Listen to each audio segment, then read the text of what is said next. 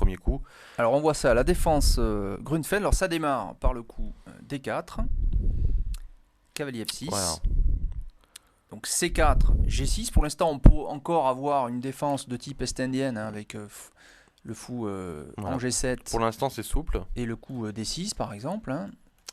Et après le coup cavalier C3, ici les noirs en fait ne jouent pas cette défense est-indienne, mais jouent la Grunfeld qui se caractérise Voilà. par le coup D5. D5. Alors, s'il jouait pas D5, effectivement, s'il jouait fou G7, les blancs auraient joué E4, auquel cas, bon, le pion n'aurait pas pu aller en D5 Donc si on avait à cause effectivement de l'étau. juste le coup d'avant, si on avait joué le coup fou G7, évidemment le coup E4 empêche ce Ouais. coup D5 tout de suite. Voilà. Donc après cavalier C3, D5 Alors D5, au voilà. bon moment. Donc c'est un coup qui peut apparaître comme une faute au premier abord, puisque bon, si on essaye de se recentrer sur les principes fondamentaux des ouvertures, on essaye de contrôler le centre. Voilà. Et donc là, en fait, on propose un échange du pion D5 contre le pion C4.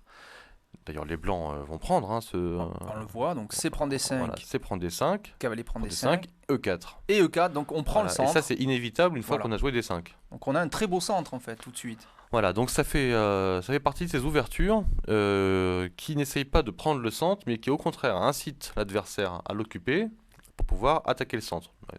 En fait on prend le centre, on laisse l'adversaire prendre le centre pour avoir une cible, et en fait le cible c'est le centre lui-même. Absolument, voilà. Et donc on a quelques ouvertures comme ça dans les échecs où on n'essaye pas d'occuper le centre directement. On joue pour le centre, mais on laisse l'adversaire l'occuper pour l'attaquer. Un autre exemple sur E4, c'est la défense à l'équine. Voilà, Hein, c'est on ce laisse que l'adversaire. c'est ce que j'allais dire, c'est exactement pareil. En fait, on essaye d'inciter l'autre à pousser, s'affaiblir, faire beaucoup d'efforts pour protéger son centre.